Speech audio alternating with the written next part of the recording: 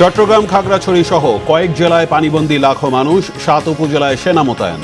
16 জুলাই পর্যন্ত চট্টগ্রাম বোর্ডের এইচএসসি ও সমমানের পরীক্ষা স্থগিত। বিদেশি নয়, দেশি চিকিৎসকে আস্থা রাখার আহ্বান প্রধানমন্ত্রীর। সহধর্মিনী ডাক্তার জুবাইদাকে নিয়ে ঢাকা মেডিকেলের 81তম প্রতিষ্ঠাবার্ষিকীর অনুষ্ঠানে। প্রাকৃতিক, রাজনৈতিক সব দুর্যোগই এগিয়ে আসবে সশস্ত্র বাহিনী, বিশ্বাস স্পিকারের। ক্ষমা চাইতে হবে 71-এর বিতর্কিতদের, বলেছেন মুক্তিযুদ্ধ বিষয়ক মন্ত্রী। পচা রাজনীতি টিকিয়ে রাখতে চায় বিএনপি, অভিযোগ জামাত আমিরের। গণ অভ্যুত্থানের সঙ্গে প্রতারণা করেছে ক্ষমতাসীন দল, বললেন জোট নেতারা। দেখছিলেন সংবাদ শিরোনাম, এবার বিস্তারিত। ভারী বর্ষণ ও পাহাড়ি ঢলে সৃষ্ট বন্যায় চট্টগ্রাম ও খাগড়াছড়ি সহ দেশের 8 জেলায় পানিবন্দী কয়েক লাখ মানুষ। চরম ভোগান্তিতে শিশু, বয়স্ক সহ খেটে খাওয়া মানুষ। চট্টগ্রামের 7 উপজেলায় পরিস্থিতি মোকাবেলায় সেনা মোতায়েন করা হয়েছে। চলছে উদ্ধার ও ত্রাণ কার্যক্রম। এ পর্যন্ত মারা গেছে 11 জন। বন্যার ভয়াবহতায় শনিবার হয়নি চট্টগ্রাম বোর্ডের এইচএসসি ও সমমানের পরীক্ষা। প্রতিনিধিদের পাঠানো তথ্যছবিতে নাজমুল নিশানের ডেস্ক রিপোর্ট। টানা বৃষ্টি আর পাহাড়ি ঢলে চট্টগ্রামের সার্বিক বন্যা পরিস্থিতি অপরিবর্তিত রয়েছে। সৃষ্ট বন্যায় এ পর্যন্ত জেলায় মারা গেছেন 11 জন। উদ্ধার ও ত্রাণ কার্যে যুক্ত করা হয়েছে সেনা সদস্যদের। তবে বৃষ্টি কমার কারণে কোথাও কোথাও পরিস্থিতি কিছুটা উন্নতি হয়েছে বলে জানিয়েছে প্রশাসন ও ক্ষতিগ্রস্তরা। বন্যায় সবচেয়ে বেশি ক্ষতিগ্রস্ত হয়েছে সাতকানিয়া, বাঁশখালী, লোহাগাড়া, চান্দনাইশ উপজেলা। এর মধ্যে সাতকানিয়া ও বাঁশখালী উপজেলার প্রায় 50% এলাকা পানির নিচে তলিয়ে গেছে। পানিবন্দী হয়ে পড়েছে কয়েক লাখ মানুষ। একই সাথে কৃষি, মৎস্য ও প্রাণী সম্পদের ব্যাপক ক্ষয়ক্ষতি হয়েছে। সাতকানিয়া যে খালগুলো দখল করে রাখছে, এই খালগুলো যদি আপনারা যদি উদ্ধার করতে পারেন, সাতকানিয়া বন্যা থেকে রক্ষা পাবে। বন্যায় ক্ষতিগ্রস্ত কৃষকদের তালিকা শেষে সরকার ক্ষতিগ্রস্ত কৃষকদের মাঝে প্রয়োজনীয় সহায়তা দেবে বলে জানিয়েছেন কৃষি ও প্রাণী সম্পদ মন্ত্রী আমিনুর রশিদ ইয়াসিন। যারা যারা ক্ষতিগ্রস্ত হয়েছে সরকার তাদের সাথে সহযোগিতার হাত বাড়ানোর জন্য প্রস্তুত আছে। ওইভাবে আমাদের এগিয়ে যাচ্ছি, আমরা লিস্ট আমাদের তৈরি হয়ে যাচ্ছে। বলছি। এদিকে খাগড়াছড়ির বন্যা পরিস্থিতি কিছুটা উন্নতি হলেও জেলায় 30টি গ্রামের প্রায় 3,500 পরিবার পানিবন্দী। মেরুং ব্রিজ পানিতে তলিয়ে যাওয়ায় বন্ধ হয়েছে খাগড়াছড়ির সাথে রাঙ্গামাটির লংদুর সড়ক যোগাযোগ। জেলা প্রশাসক মোহাম্মদ আনোয়ার সাদাত জানান, 3000 মানুষকে আশ্রয় কেন্দ্রে নেওয়া হয়েছে। দুর্গত এলাকায় জেলা প্রশাসনের, জেলা পরিষদ, সেনাবাহিনী, বিজিবি ও জেলা বিএনপির উদ্যোগে ত্রাণ ও রান্না করা খাবার বিতরণ করা হচ্ছে। এখন তো চলাচল বিচ্ছিন্ন হয়ে গেছে। এখন অনেক লোকজনকে আশ্রয় কেন্দ্রে চলে যাচ্ছে। আমি 3 দিন ধরে খাবার দিয়ে দিচ্ছি। ছোট বাজারে আছে, ওই জায়গায় আছে 104 পরিবার। এদের যে খানা দিয়ে আসলাম, এখন আসছে এই জায়গায় খানা দেবো, এগুলো নিয়ে যাবো। বৃষ্টি আর পাহাড়ি ঢলে বেড়েছে রাঙ্গামাটির কাপ্তাই হ্রদের পানি। এতে পানিবন্দী হয়েছে লংদু, বিলাইছড়ি, বড়গল, নানিয়ারচর ও জোড়াছড়ি উপজেলার প্রায় 20,000 মানুষ। পাহাড় ধস আর বন্যায় সবচেয়ে বেশি ক্ষতিগ্রস্ত হয়েছে বাগেছড়ি উপজেলা। জেলায় 40টি আশ্রয় কেন্দ্র খোলার পাশাপাশি সরকারি ব্যবস্থাপনায় আশ্রয় কেন্দ্রগুলোতে তদারকি জোরদার করা হয়েছে বলে জানিয়েছেন জেলা প্রশাসন। অন্যদিকে বান্দরবানেও বন্যা পরিস্থিতি অবনতির হয়েছে। তলিয়ে গেছে জেলা সদরের আর্মিপাড়া, মেম্বারপাড়া, শেরে বাংলা নগর, হাফেজঘোনা, ইসলামপুর। বিভিন্ন আশ্রয় কেন্দ্রে ও বহুতল ভবনে আশ্রয় নিয়েছেন এসব এলাকার বাসিন্দারা। ব্যাপক পাহাড় ধস ও ভয়াবহ বন্যার শঙ্কায় রয়েছে বলে জানিয়েছে প্রশাসন। এছাড়া হবিগঞ্জ সদর উপজেলার লস্করপুরের কালীগঞ্জ এলাকায় খোয়াই নদীর প্রতিরক্ষা বাঁধ ভেঙে প্লাবিত হয়েছে অন্তত 10টি গ্রাম। Bangla Vision news desk. বন্যা পরিস্থিতির কারণে আগামী 16 জুলাই বৃহস্পতিবার পর্যন্ত চট্টগ্রাম বোর্ডের এইচএসসি ও সমমানের পরীক্ষা স্থগিত করা হয়েছে। শনিবার সংবাদ সম্মেলনে জানিয়েছেন প্রধানমন্ত্রীর উপদেষ্টা মাহদি আমিন। তিনি বলেন, বন্যা পরিস্থিতি বিবেচনায় ডিসিদের সঙ্গে আলোচনার প্রেক্ষিতে এই সিদ্ধান্ত নেওয়া হয়েছে। বন্যা পরিস্থিতি মোকাবেলায় সরকারের কার্যক্রম প্রধানমন্ত্রী তারেক রহমান সার্বক্ষণিক মনিটরিং করছেন জানিয়ে মাহদি আমিন বলেন, সরকার দায়বদ্ধতা ও সর্বোচ্চ গুরুত্ব দিয়ে প্রাকৃতিক দুর্যোগ মোকাবেলায় বহুমুখী পদক্ষেপ নিয়েছে। দুর্গত এলাকায় প্রশাসনের সঙ্গে মিটিং করে জনগণের পাশে থাকার নির্দেশনা দিয়েছেন প্রধানমন্ত্রী। প্রতিটি মন্ত্রণালয় গুরুত্বপূর্ণ ভূমিকা রাখছে তার নির্দেশনা অনুযায়ী। প্রধানমন্ত্রী দলীয় নেতাকর্মীদের ত্রাণ কার্যক্রমে অংশ নেওয়ার নির্দেশ দিয়েছেন বলেও জানান উপদেষ্টা।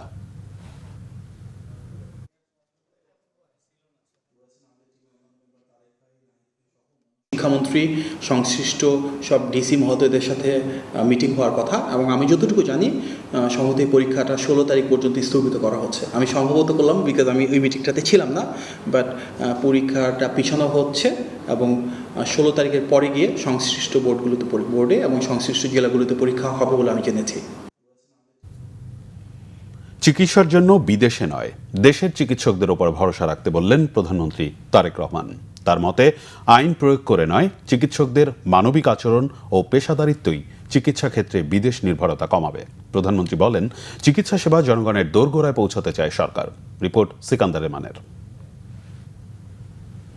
ঢাকা মেডিকেল কলেজের 81তম প্রতিষ্ঠা বার্ষিকী শনিবার সকালে কলেজ ক্যাম্পাসের শহীদ মিলন চত্বরে শান্তির প্রতীক পায়রা ও বেলুন উড়িয়ে আনুষ্ঠানিক উদ্বোধন করেন প্রধানমন্ত্রী তারেক রহমান।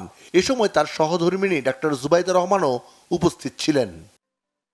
1946 সালে 10 জন শিক্ষার্থী নিয়ে ঢাকা মেডিকেল কলেজের যাত্রা শুরু হয়। কলেজ অডিটোরিয়াম চত্বরে গাছের চারা রোপণ করেন প্রধানমন্ত্রী ও তার সহধর্মিণী। কলেজ ক্যাম্পাসে 2 ছাত্রী হলের চলমান প্রকল্পের বিষয়ে অবহিত হন প্রধানমন্ত্রী। উদ্বোধনী অনুষ্ঠান শেষে প্রধানমন্ত্রী মতবিনিময় সভায় অংশ নেন। স্বাস্থ্য ব্যবস্থার আধুনিকায়নে ঢাকা মেডিকেল কলেজের ভাবনা বিষয়ক আলোচনায় অংশ নেন শিক্ষার্থী ও চিকিৎসকরা। ঢাকা মেডিকেল কলেজের শিক্ষার্থী ও প্রধানমন্ত্রীর সহধর্মিণী ডাক্তার জুবাইদা রহমানও এ সময় বাংলাদেশের চিকিৎসা ব্যবস্থা নিয়ে কথা বলেন। একটি প্রতিষ্ঠানের প্রকৃত শক্তি তার অবকাঠামোতে নয়, তার মানুষের মধ্যে। ঢাকা মেডিকেল কলেজের সবচেয়ে বড় সম্পদ তার মেধা, তার মূল্যবোধ এবং তার মানুষ। প্রতিযোগিতার মধ্যেও সহযোগিতা সম্ভব। চিকিৎসা বিজ্ঞানের প্রতিটি সাফল্যের কেন্দ্রবিন্দুতে থাকে একজন মানুষ, একটি পরিবার, একটি জীবন। প্রধানমন্ত্রী তারেক রহমান বলেন, দেশের হাসপাতালগুলোর সক্ষমতা বাড়াতে কাজ করছে সরকার। বিশেষজ্ঞ চিকিৎসকদের প্রান্তিক পর্যায়ে সেবা দেওয়ার আহ্বান জানান তিনি। বলেন, মানুষের চিকিৎসা নিশ্চিতে আরও 5000 চিকিৎসক নিয়োগ, নার্স, মেডিকেল টেকনোলজিস্ট সহ অন্যান্য জনবল নিয়োগ দেওয়া হবে। আমাদের দেশে মোটামুটিভাবে কয়েকটি অসুখ বিসুখ, যেমন কার্ডিয়াকের ব্যাপার, কিডনির ব্যাপার, অসুখ, আপনার ডায়াবেটিকের বিষয়, অর্থাৎ এইগুলো কি কি লাইফস্টাইলটা কেমন হলে কি কি খাদ্যদ্রব্য পরিহার করলে কি কি খেলে এইগুলো থেকে রক্ষা পাওয়া যাবে। আমরা এই হেলথ কেয়ারার যারা আছে তাদেরকে আমরা এই বেসিক ট্রেনিংগুলো আমরা দিব। তারা গিয়ে ঘরে ঘরে গিয়ে নারীদেরকে যদি সচেতন করে, আমরা আশা করি আমরা আজকেও যদি কাজটা শুরু করি, এটার আগামী 10 বছরের মধ্যে ইনশাল্লাহ এটার একটা এফেক্ট আমরা ভালো এফেক্ট আমরা পাবো। আমরা যদি মোটামুটিভাবে ইনশাল্লাহ এটাতে সাকসেসফুল হতে পারি, তাহলে তারপরেও যারা অসুস্থ হবেন তাদেরকে আমরা অনেক বেটার ট্রিটমেন্ট আমরা তাদেরকে দিতে সক্ষম হব। প্রধানমন্ত্রী বলেন, চিকিৎসকদের মানবিক আচরণ এবং পেশাদারিত্বই পারে রোগীদের বাংলাদেশে চিকিৎসা নিতে আগ্রহী করতে। প্রতি বছর বাংলাদেশ থেকে ±5 বিলিয়ন ডলার চলে যাচ্ছে বিদেশে চিকিৎসার জন্য। আমাদের দেশের বহু মানুষ, লক্ষ লক্ষ মানুষ বিদেশে যাচ্ছেন চিকিৎসা করাতে। তার ফলে আমাদের মূল্যবান বৈদেশিক মুদ্রাও সেই সাথে চলে যাচ্ছে। স্বাভাবিক এটা যে আসুন না, আমরা কেন পারবো না এই পরিস্থিতিটির পরিবর্তন করতে? কেন আমাদের ডাক্তারদের উপরে আমাদের দেশের মানুষের আস্থা এবং বিশ্বাস দৃঢ়তর করতে আমরা পারবো না? এটি আমরা কোনো আইন দিয়ে করতে পারবো না, এটি আমরা কোনো প্রতিষ্ঠান দিয়ে আমরা করতে পারবো না। এটি একমাত্র সম্ভব হবে আপনাদের মানবিক অ্যাপ্রোচ এবং আপনাদের সঠিক সুষ্ঠু চিকিৎসা প্রদানের মাধ্যমে। চিকিৎসা বিজ্ঞানের অগ্রযাত্রায় যতই প্রযুক্তি নির্ভর হোক না কেন, তার কেন্দ্রবিন্দুতে সবসময় মানুষ থাকে। তাই প্রযুক্তির পাশাপাশি মানবিক চিকিৎসক হওয়ার পরামর্শও দেন প্রধানমন্ত্রী। সিকান্দার রেমান, বাংলা ভিশন, ঢাকা।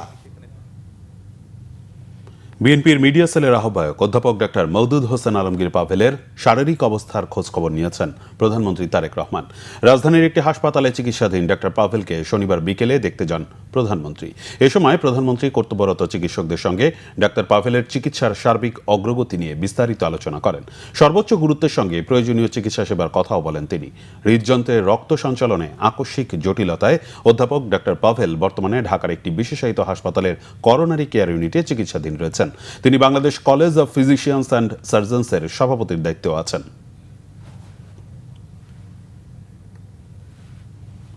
বিএনপির সর্বোচ্চ নীতি নির্ধারণী ফোরাম জাতীয় স্থায়ী কমিটির বৈঠক হয়েছে। সাম্প্রতিক বন্যা ও রাজনৈতিক পরিস্থিতি নিয়ে আলোচনা হয় বৈঠকে। শনিবার রাত 8টার দিকে দলের চেয়ারম্যানের গুলশান কার্যালয়ে শুরু হয় বৈঠকটি। বিএনপি চেয়ারম্যান ও প্রধানমন্ত্রী তারেক রহমানের সভাপতিত্বে বৈঠকে উপস্থিত ছিলেন বিএনপি মহাসচিব এবং স্থানীয় সরকার, পল্লী উন্নয়ন ও সমবায় মন্ত্রী মির্জা ফখরুল ইসলাম আলমগীর, স্থায়ী কমিটির সদস্য ডক্টর খন্দকার মোশাররফ হোসেন, আমির খসরু মাহমুদ চৌধুরী, ডক্টর আব্দুল মঈন খান, নজরুল ইসলাম খান, গয়েশ্বর চন্দ্র রায়, ইকবাল হাসান মাহমুদ ও বেগম সেলিমা রহমান। বৈঠকে অনলাইনে যুক্ত হন বিদেশে চিকিৎসাধীন স্থায়ী কমিটির আরেক সদস্য মির্জা আব্বাস।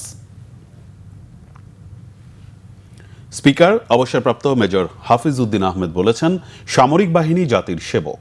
প্রাকৃতিক ও রাজনৈতিক দুর্যোগে দেশের স্বাধীনতা সার্বভৌমত্ব রক্ষায় তারা সব সময় এগিয়ে আসবে। এদিকে মুক্তিযুদ্ধ বিষয়ক মন্ত্রী আহমেদ আজম খান ৭১ নিয়ে বিতর্কিতদের দায় স্বীকার করে জাতির কাছে ক্ষমা চাওয়ার আহ্বান জানিয়েছেন। আহমেদ সরার রিপোর্ট। ইস্ট বেঙ্গল রেজিমেন্ট ইতিহাস, ঐতিহ্য এবং বাংলাদেশের অভ্যুদয় বিষয়ক এক অনুষ্ঠানের আয়োজন করে অবসরপ্রাপ্ত সশস্ত্র বাহিনীর কর্মকর্তাদের কল্যাণমূলক সংগঠন রাওয়া। শনিবার রাওয়া ক্লাবে আয়োজিত অনুষ্ঠানে স্পিকার অবসরপ্রাপ্ত মেজর হাফিজ উদ্দিন আহমেদ বীর বিক্রম তার সেনা জীবনের স্মৃতিচারণ করেন। ইস্ট বেঙ্গল রেজিমেন্টে যোগ দেওয়ার স্মৃতি তুলে ধরে তিনি বলেন, এই রেজিমেন্ট তার আবেগ। রেজিমেন্ট ছিল আমাদের সব কিছুই। সারা পৃথিবী একদিকে, ইস্ট বেঙ্গল রেজিমেন্ট একদিকে। এখনও এই 82 বছর বয়সে, স্বাধীনতা এত বছর পর রাস্তা দিয়ে যখন দেখি ইস্ট বেঙ্গল রেজিমেন্টের একজন সৈনিক হেঁটে যাচ্ছে, মার্চ করে যাচ্ছে, ট্রাকে বসে যাচ্ছে, ওই ক্যাপ ব্যাচটা দেখলে মনটা উদাস হয়ে যায়। কিসের স্পিকার, কিসের প্রধানমন্ত্রী, কিসের রাষ্ট্রপতি, nothing like east Bengal regiment, nothing like being a soldier. এটা হলো আমার অনুভূতি। কথা বলেন দেশের প্রতি এই রেজিমেন্টের সদস্যদের অঙ্গীকার নিয়ে। এটি হলো জনগণের বাহিনী, জনগণের প্রভু নয়, জনগণের সেবক সামরিক বাহিনী। এই সামরিক বাহিনী জনগণের জন্যই সবসময় প্রস্তুত থাকবে। যেমন প্রাকৃতিক দুর্যোগে, তেমনিভাবে রাজনৈতিক দুর্যোগে যে কোনো সময় বাংলাদেশের স্বাধীনতা সার্বভৌমত্ব অক্ষুণ্ণ রাখার জন্যে সামরিক বাহিনী সবসময় এগিয়ে আসবে এবং ঐতিহাসিক ভূমিকা রাখবে। এটাই সবসময় আমরা কামনা করি। অনুষ্ঠানে মুক্তিযুদ্ধ বিষয়ক মন্ত্রী আহমেদ আজম খান স্বাধীনতার পক্ষে বিপক্ষে কথা বলে দেশকে বিভক্ত না করার অনুরোধ জানান। আমি বলবো, ৭১-এ যাদের বিতর্কিত ভূমিকা ছিল, যারা ৭১-এ মুক্তিযুদ্ধের বিপক্ষ হয়ে দাঁড়িয়েছিলেন, তাদেরকে এগিয়ে আসতে হবে জাতির সামনে। তাদের এই বিষয়টাকে অকপট স্বীকার করে জাতির সামনে তাদেরকে ক্ষমা চাইতে হবে। নইলে যারা পুরো জাতি এবং যারা মুক্তিযোদ্ধা, তারা এমনিতে সকলেই ঐক্য চান, কিন্তু এই বিষয়টাকে স্বাভাবিক করে নিতে তাদের তো একটু কষ্ট হবারই কথা। ইস্ট বেঙ্গল রেজিমেন্টে বীরত্ব গাঁথা তুলে ধরেন রাওয়া চেয়ারম্যান। দেশ স্বাধীন হওয়ার পরে সেই সাম্য, সামাজিক ন্যায় বিচার, মানবিক মূল্যবোধ কোথায় লুপ্ত হয়ে গেল? অস্ত্র ঘরে ঘরে ঝনঝনানি, মারামারি, কাটাকাটি। এই সেনাবাহিনীর ইস্ট বেঙ্গল রেজিমেন্টকে নিয়োগ দেওয়া হলো, সারা বাংলাদেশে তাদেরকে অস্ত্র উদ্ধার অভিযানে পাঠানো হলো, এই ইস্ট বেঙ্গল রেজিমেন্ট নেতৃত্ব দিল। এখানেই শুধু নয়, পার্বত্য চট্টগ্রাম রক্ষার জন্য এখনো পর্যন্ত ইস্ট বেঙ্গল রেজিমেন্ট তাদের জীবন দিচ্ছে। অনুষ্ঠানে বেশ কয়েকজন সেনা কর্মকর্তার লেখা বইয়ের মোড়ক উন্মোচন করা হয়। সম্মানিত লেখকদের। আহমেদ সরোয়ার, বাংলা ভিশন, ঢাকা। জুলাই গণ অভ্যুত্থানে কওমি মাদ্রাসার শিক্ষার্থীদের ভূমিকা স্মরণে আগামী 19 জুলাই পালিত হবে মাদ্রাসা রেজিস্ট্যান্স ডে 2026। এ উপলক্ষে শনিবার জাতীয় সংসদ ভবনে মুক্তিযুদ্ধ বিষয়ক প্রতিমন্ত্রী ইশরাক হোসেন এমপির কক্ষে অনুষ্ঠিত হয়েছে প্রস্তুতি সভা। মাদ্রাসা ভিত্তিক 17টি সংগঠন এবং একটি শহীদ পরিবারের প্রতিনিধিরা মুক্তিযুদ্ধ বিষয়ক প্রতিমন্ত্রীর কক্ষে অনুষ্ঠিত প্রস্তুতি সভায় অংশ নেন। এ সময় জানানো হয়, মাদ্রাসা রেজিস্ট্যান্স ডে 2026 পালনের মাধ্যমে জুলাই গণ অভ্যুত্থানে কওমি মাদ্রাসার শিক্ষার্থীদের আত্মত্যাগ, সংগ্রাম ও অবদান জাতির সামনে তুলে ধরা হবে। একই সঙ্গে নতুন প্রজন্মের কাছে সেই ইতিহাস পৌঁছে দেওয়ার উদ্যোগ নেওয়া হয়েছে। প্রস্তুতি সভায় অংশগ্রহণকারীরা অনুষ্ঠান বাস্তবায়নের সার্বিক প্রস্তুতি, দায়িত্ব বন্টন ও সমন্বয় নিয়ে আলোচনা করেন। পাশাপাশি জুলাই গণ অভ্যুত্থানে কওমি মাদ্রাসা শিক্ষার্থীদের অবদান সংরক্ষণ, শহীদদের স্মৃতি সংরক্ষণ এবং ভবিষ্যৎ প্রজন্মের কাছে সেই ইতিহাস তুলে ধরতে সম্মিলিতভাবে কাজ করার প্রত্যয় ব্যক্ত করেন। দেশে পচা রাজনীতি টিকিয়ে রাখতে চায় বিএনপি। অভিযোগ করেছেন জামাত ইসলামের আমির ও বিরোধী দলীয় নেতা ডাক্তার শফিকুর রহমান। শনিবার রংপুরে 11 দলীয় ঐক্যের বিভাগীয় সমাবেশে তিনি অভিযোগ করেন। তার দাবি, বৈষম্য দূর করে পচা রাজনীতিকে বিদায় জানিয়েছিল 11 দলীয় জোট, কিন্তু বিএনপি তা মানছে না। এ সময় তিস্তা সহ উত্তরের বৈষম্য ভাঙতে সবাইকে ঐক্যবদ্ধ থাকার আহ্বান জানান জোটের শীর্ষ নেতারা। রংপুর থেকে জুয়েল আহমেদের রিপোর্ট, ক্যামেরায় ছিলেন শাহনওয়াজ জনি। বৃষ্টি উপেক্ষা করে হাজারো মানুষের অংশগ্রহণে রংপুরে হয়েছে 11 দলের বিভাগীয় সমাবেশ। দুপুরে স্থানীয় জেলা স্কুল মাঠে আয়োজিত সমাবেশে প্রধান অতিথি ছিলেন জামায়াত আমির ডাক্তার শফিকুর রহমান। বক্তব্য দেন এলডিপির চেয়ারম্যান অলি আহমদ ও এনসিপির আহ্বায়ক নাহিদ ইসলাম সহ জোটের শীর্ষ নেতারা। বক্তারা বিএনপির বিভিন্ন কর্মকাণ্ডের সমালোচনা করেন, বলেন গণঅভ্যুত্থানের সঙ্গে প্রতারণা করেছে বিএনপি। বিএনপির ইতিহাস প্রতারণার ইতিহাস। আমরা দেখেছি ইতিহাসের দিকে তাকালে আমরা দেখতে পাবো বিএনপি সকল গণ অভ্যুত্থানের সুবিধাভোগী এবং সকল গণ অভ্যুত্থানের সাথে এই বিএনপি প্রতারণা করেছে। কেন প্রত্যেক দিন পুশিং করছেন? আমরা কেন ফরাক্কায় পানি পাচ্ছি না, তিস্তায় পানি পাচ্ছি না? আমাদের যে অভিন্ন নদীগুলি আছে, এই অভিন্ন নদীগুলি থেকে পানি কেন আসছে না? বৈষম্য ও পুরনো রাজনৈতিক সংস্কৃতি দূর করে নতুন ধারার রাজনীতি প্রতিষ্ঠায় সবাইকে ঐক্যবদ্ধ হওয়ার আহ্বান জানান বিরোধী দলীয় নেতা ডাক্তার শফিকুর রহমান। আমরা জাতির সাথে বেইমানি করতে পারবো না। জাতিকে আমরা কথা দিয়েছি, লড়াই আমরা করে যাব, গণভোট বাস্তবায়নে বাধ্য করব ইনশাআল্লাহ। আমরা আর কথার ফুলঝুড়ি শুনতে চাই না, দেখতে চাই না, আমরা বাস্তব পদক্ষেপ দেখতে চাই। এই সরকার যদি ব্যর্থ হয়, আগামীতে ইনশাআল্লাহ আপনাদের সহযোগিতা, দোয়া, ভালোবাসা, সমর্থন, ভোটে নির্বাচিত হয়ে 11 দল সরকার গঠন করে সেই দাবি বাস্তবায়ন করবে ইনশাআল্লাহ। জুলাই গণঅভ্যুত্থানের চেতনা ধরে রাখতে দেশবাসীর প্রতি আহ্বান জানান 11 দলীয় জোটের নেতারা। জুয়েল আহমেদ, বাংলা ভিশন, রংপুর। দিনাজপুর সদর উপজেলার দাইনুর সীমান্তে একই পরিবারের 4 সদস্যকে বাংলাদেশে পুশিনের চেষ্টা করেছে ভারতীয় সীমান্তরক্ষী বাহিনী বিএসএফ। তবে বর্ডার গার্ড বাংলাদেশ বিজিবি ও স্থানীয় গ্রামবাসীদের তীব্র বাধায় তা পণ্ড হয়ে গেছে। বর্তমানে তারা শূন্যরেখায় ফসলি মাঠে খোলা আকাশের নিচে চরম মানবেতর দিন কাটাচ্ছেন। একই পরিবারের 4 সদস্যের মধ্যে একজন নারী ও 3 জন পুরুষ রয়েছেন, যাদের একজন আবার শারীরিক প্রতিবন্ধী। স্থানীয়রা জানান, শনিবার ভোরে দিনাজপুর সদরের দাইনুর বিওপি এলাকার মেইন পিলার 315-র তেলিয়াপাড়া সীমান্ত দিয়ে ওই 4 জনকে বাংলাদেশের ভেতরে পাঠানোর চেষ্টা করে বিএসএফ। বিষয়টি টের পেয়ে তাৎক্ষণিকভাবে প্রতিরোধ গড়ে তোলে স্থানীয় গ্রামবাসী ও বিজিবি। সীমান্তের এই উত্তেজনাপূর্ণ পরিস্থিতি নিরসনে বিকেল 5টায় বিজিবি ও বিএসএফ এর মধ্যে পতাকা বৈঠক হয়, তবে কোনো সমঝোতা হয়নি। সীমান্তে বিজিবি সদস্যরা সর্বোচ্চ সতর্ক অবস্থানে রয়েছেন। সংবাদ শেষ করব শিরোনামগুলো আরেকবার জানিয়ে। চট্টগ্রাম, খাগড়াছড়ি সহ কয়েক জেলায় পানিবন্দী লাখো মানুষ, 7 উপজেলায় সেনা মোতায়েন। 16 জুলাই পর্যন্ত চট্টগ্রাম বোর্ডের এইচএসসি ও সমমানের পরীক্ষা স্থগিত। বিদেশি নয়, দেশি চিকিৎসকে আস্থা রাখার আহ্বান প্রধানমন্ত্রীর। সহধর্মিনী ডাক্তার জুবাইদাকে নিয়ে ঢাকা মেডিকেলের 81তম প্রতিষ্ঠাবার্ষিকীর অনুষ্ঠানে। প্রাকৃতিক, রাজনৈতিক সব দুর্যোগে এগিয়ে আসবে সশস্ত্র বাহিনী, বিশ্বাস স্পিকারের। ক্ষমা চাইতে হবে 71-এর বিতর্কিতদের, বলেছেন মুক্তিযুদ্ধ বিষয়ক মন্ত্রী। পচা রাজনীতি টিকিয়ে রাখতে চায় বিএনপি, অভিযোগ জামাত আমিরের। গণ অভ্যুত্থানের সঙ্গে প্রতারণা করেছে ক্ষমতাসীন দল, বললেন জোট নেতারা।